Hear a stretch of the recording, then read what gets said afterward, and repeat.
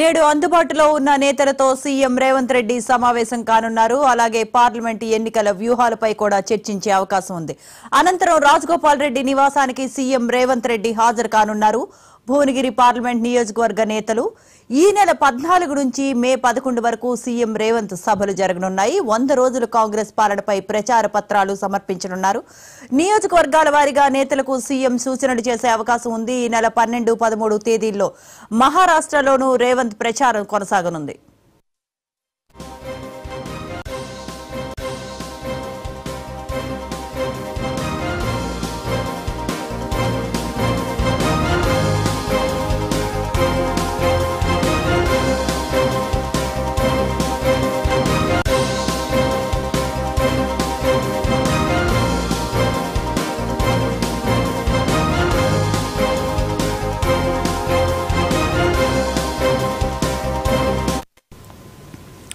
నేడు అందుబాటులో ఉన్న నేతలతో సీఎం రేవంత్ రెడ్డి సమావేశం కానున్నారు. పార్లమెంట్ ఎన్నికల వ్యూహాలపై చర్చ జరగనుంది.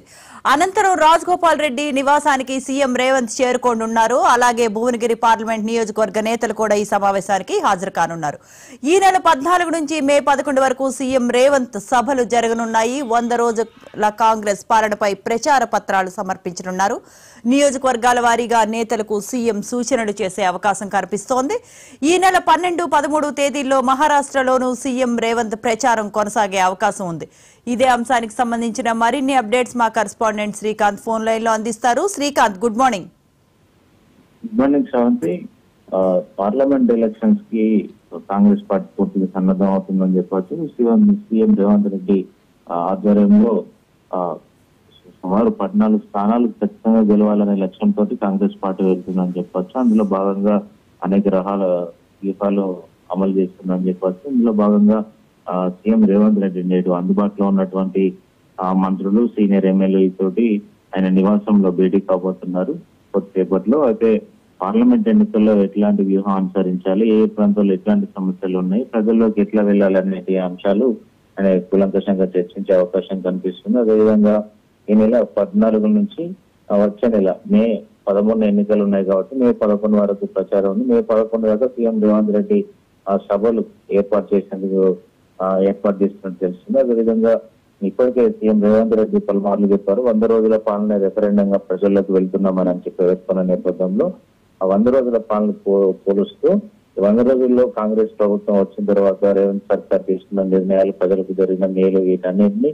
పొందుపరుస్తూ వారు సాధించిన విజయాలను, ప్రజలకు అందిన సంక్షేమ పథకాలను పొందుపరుస్తూ ప్రచార పత్రాలు వాటిని తయారు చేస్తున్నారు తెలుస్తుంది. ఎందుకంటే ప్రజల్లోకి విరివిగా అది వెళ్ళాలి, క్షేత్రస్థాయిలోకి ప్రజలకు చేరాలన్నది ప్రచారంగా పెట్టుకున్నట్టుగా తెలుస్తుంది. అదేవిధంగా నియోజకవర్గాల వారిగా ఏదైతే కొన్ని నియోజకవర్గాల సమస్యలు కావచ్చు, అదేవిధంగా కింది స్థాయిలో గ్రౌండ్ లో చేరేటువంటి ప్రచారం కింది స్థాయిలో ప్రతి గడపకు చేరాలని లక్ష్యంగా పెట్టుకున్నట్టుగా తెలుస్తుంది.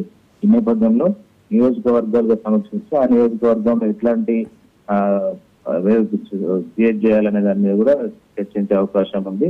అయితే 12, 13 తేదీల్లో మహారాష్ట్రలోనూ కూడా సీఎం రేవంత్ రెడ్డి ప్రచారం చేసే అవకాశం కనిపిస్తుంది. అయితే ముఖ్యంగా ఈ రోజు సీఎం రేవంత్ రెడ్డి నివాసంలో సమావేశం అనంతరం మునుగోడు సంబంధించినటువంటి ఎమ్మెల్యే రాజగోపాల్ రెడ్డి ఎవరైతే ఉన్నారో ఆయనకు సంబంధించి భువనగిరి పార్లమెంట్ నియోజకవర్గ సమావేశం కూడా సీఎం నిర్వహించనున్నారు. ఎందుకంటే అక్కడ అభ్యర్థిగా చామల్కి కిరణ్ కుమార్ రెడ్డి ఉన్నారు, అనే డిసి అధ్యక్షులు కూడా. అయితే ముఖ్యంగా భువనగిరి స్థానం ఇది కాంగ్రెస్ సిట్టింగ్ స్థానం కాబట్టి ఇంతకుముందు కోమటిరెడ్డి వెంకటరెడ్డి స్థానం నుంచి ప్రాతినిధ్యం వహించారు కాబట్టి ఖచ్చితంగా ఈ స్థానాన్ని కాంగ్రెస్ కైవసం చేసుకోవాలని భావిస్తుంది. ఈ నేపథ్యంలోనే చామల్కి కిరణ్ కుమార్ రెడ్డి గెలుపుకు ఉన్న అవకాశాలు కావచ్చు, అక్కడ ఇటీవల నెలకొన్న పరిస్థితులు కావచ్చు, వీటన్నిటి పార్లమెంట్ పరిధిలో ఉన్నటువంటి ఎమ్మెల్యేలు అదేవిధంగా ముఖ్య నేతలతోటి సీఎం భేటీ అయి ఆయన గెలుపుకోవాల్సిన అవకాశాలు, కాంగ్రెస్ పార్టీ అనుసరించాల్సిన వ్యూహాల్లో కూడా చర్చించే అవకాశం కనిపిస్తుంది. మొత్తానికి కాంగ్రెస్ పార్టీ మాత్రం మెజారిటీ స్థానాలు గెలుచుకోవడమే లక్ష్యంగా మాత్రం పనిచేస్తుందని చెప్పవచ్చు. Right, thank you Srikanth.